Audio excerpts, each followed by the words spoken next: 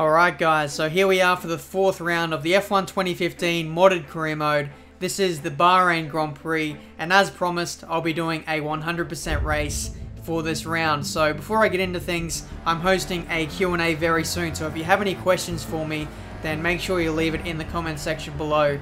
So without further ado, let's get into this round. We're in qualifying here, and as you can see, we're in P12 at the moment, getting blocked by Grosjean on one of our laps. So we'll bring it back into the pits, put on 3 laps of fuel, fresh tyres, go out once again, and we set a 134.2. Now that was a very good lap, and I thought, you know, I can't really improve on it by that much, so I brought it back to the pits, saw that we were in 18th place and a long way off of 16th, so effectively I had to find about 6/10 in order to move up any more than 1 or 2 places. So I thought, you know what, it's not really worth it. We're going to save the extra set of tyres and take that into the race if we can. So as you can see, I think that was Max Verstappen got pole position, but in the final 2 minutes we got relegated to last place. So disappointing qualifying position once again, but I think as always we might have slightly more pace in the race. Hopefully with a bit of tyre wear kicking in we can capitalise on the AI, which seems to be, I guess, more of a fight this season now with the mods. The AI sort of get affected by tyre wear and fuel. Holy crap, that race strategy is... If that race strategy is anything to go by, then we're going to have a lot of tyre wear in this race, and that could spice things up massively, because we could go maybe 2 or 3 sets of primes and get away with 1 less stop, or we could just use options for the most of the race. So here we go on the grid of the Bahrain Grand Prix, and away we go. Looks like a fairly crap start, but it doesn't really matter too much because we are in last place. It's not going to matter too much.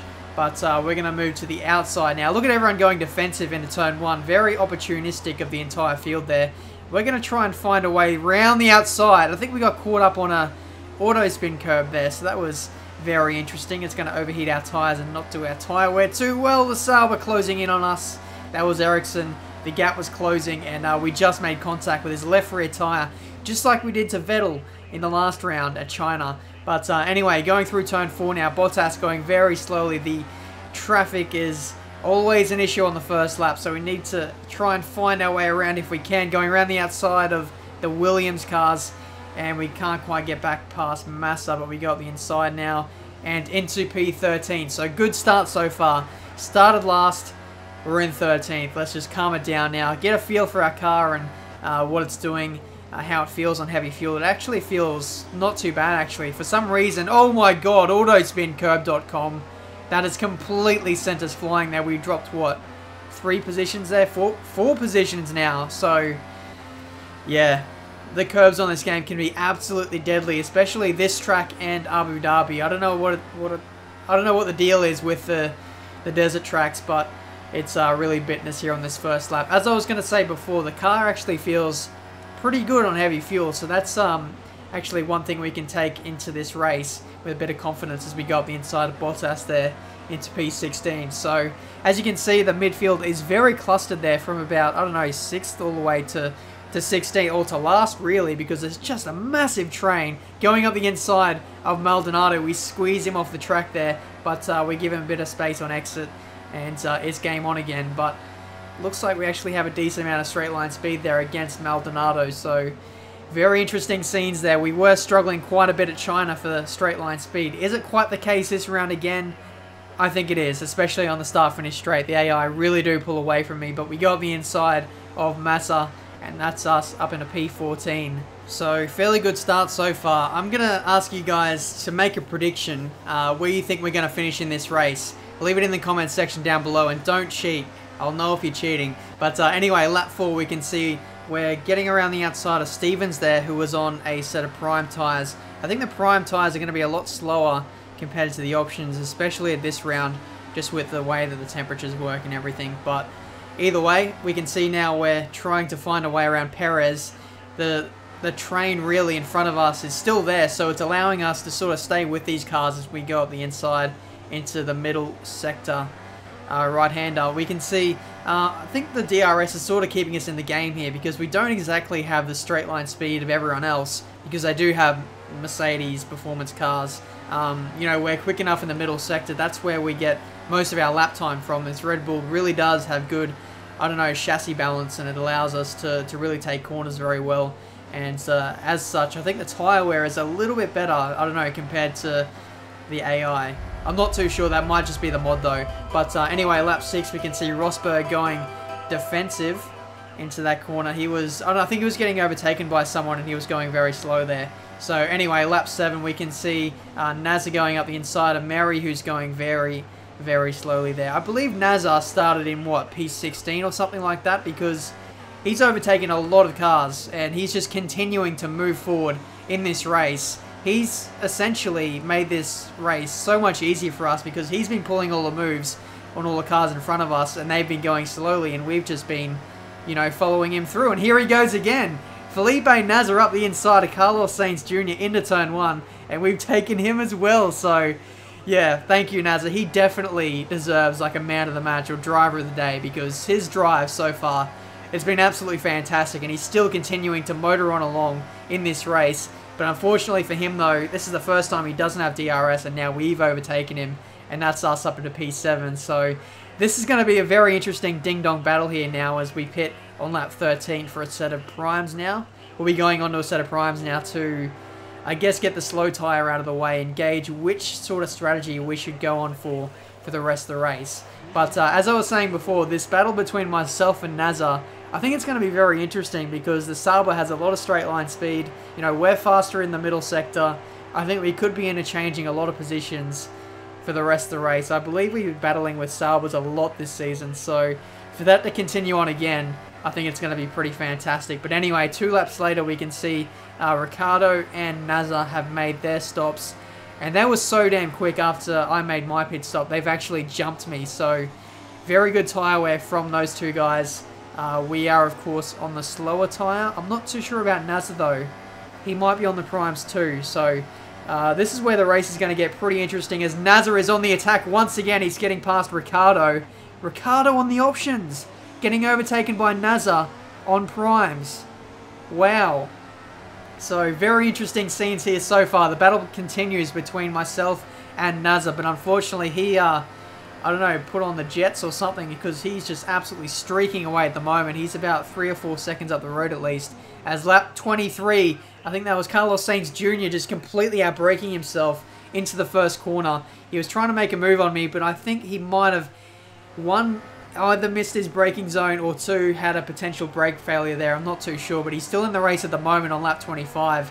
You can see our tyre wear starting to become an issue rather, as we now come on to 26, and Massa trying to overtake us around the outside. Is he going to? Yeah, surely. Surely he's going to keep the position. We got the inside. We've got much better brakes in the Red Bull compared to the AI. That's where we make up a bit of lap time ourselves, and makes for some interesting overtakes sometimes. Steven's getting very, very close to us there. But either way, still maintaining P8 for now. Another auto spin curb through the middle sector this time, mounting a bit of curb. We did have a bit of lateral load this time, and that is an almighty drift. Somehow we saved that. It completely wrecked the tyres though. We just couldn't stay out any longer on our primes after completely overheating them like that.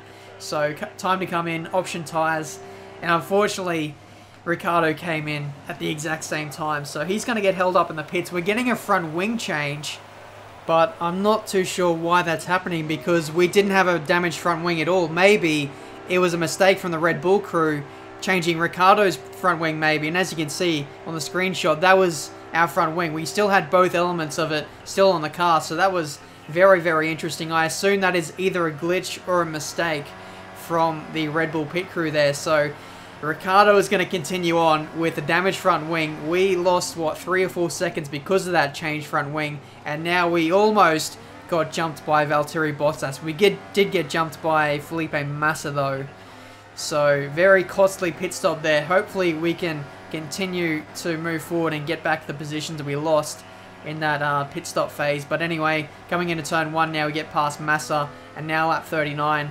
This is the end of our stint. We're supposed to come in on this lap, but I want to go options again to the end of the race. I felt like the options are a lot better race tyre, and they sort of have the same sort of tyre life as the primes, but you still get the extra lap time from the options. So you may as well use those, and I'm just trying to stretch out my tyres as much as I can, just so I can make the options work in the final stint of the race. As you can see just there, we went down to 19 runners.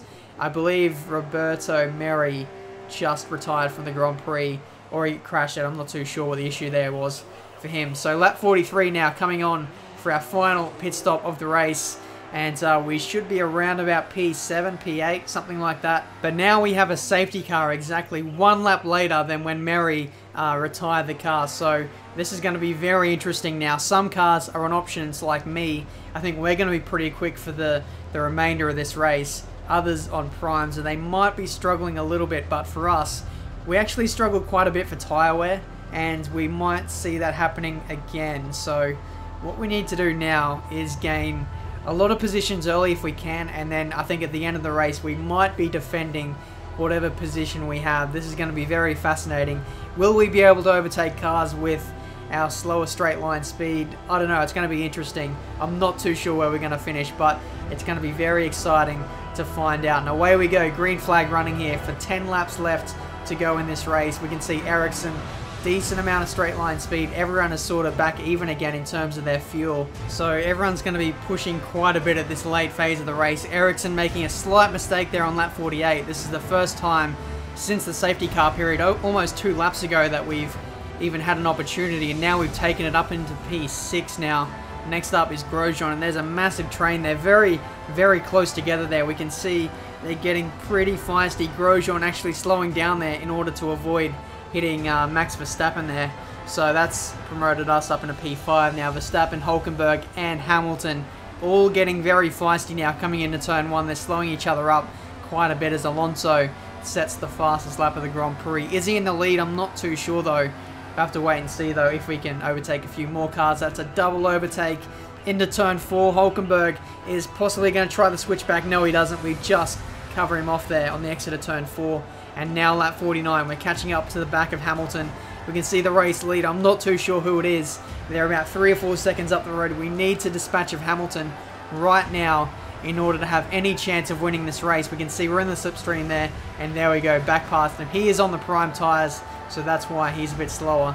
So next up is Sebastian Vettel, who won the Chinese, no, not the Chinese Grand Prix, he won the Malaysian Grand Prix in real life just a few weeks ago. He's potentially going to do the same thing today if we can't catch him. We can see the lead now is down to 4.6 seconds.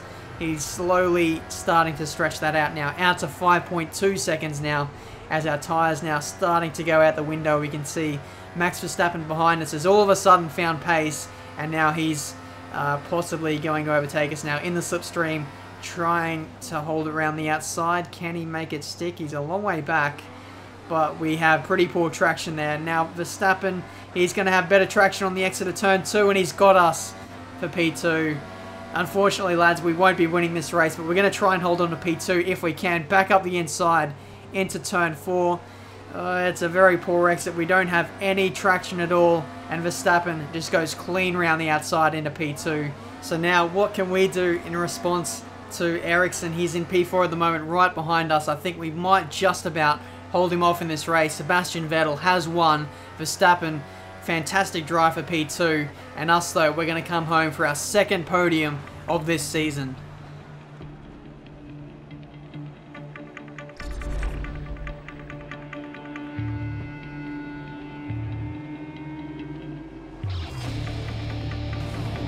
Third on podium. Well done. Good race. Thanks for that, engineer. That's our second podium of the season. Fairly good race here in Bahrain. The safety car, once again, came at a very interesting time right at the end of the race. The prime runners, I think they got caught out quite a bit at the end of the race. Some guys like Hamilton, I believe he was leading, and he fell down well down the order. He ended up in 9th place. So as you can see, the top 7 runners, all on option tyres. That is definitely not a coincidence. The options are the far superior race tyre in this Grand Prix. And as you can see, all the prime runners completely just lost track position at the end of the race. So a lot of movers and shakers in this race. We moved up from last to 3rd. Ericsson went from 18th to 4th, and Felipe Nasr, he moved up a lot of positions too. So in the driver's standings now, we move up into P3. Vettel with his first place victory, he moves up into P2, and Rosberg holds station in 1st place. So that's been the Bahrain Grand Prix. Make sure you leave a like if you enjoyed.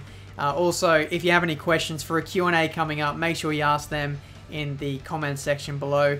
And until the next race, guys, I'll see you next time.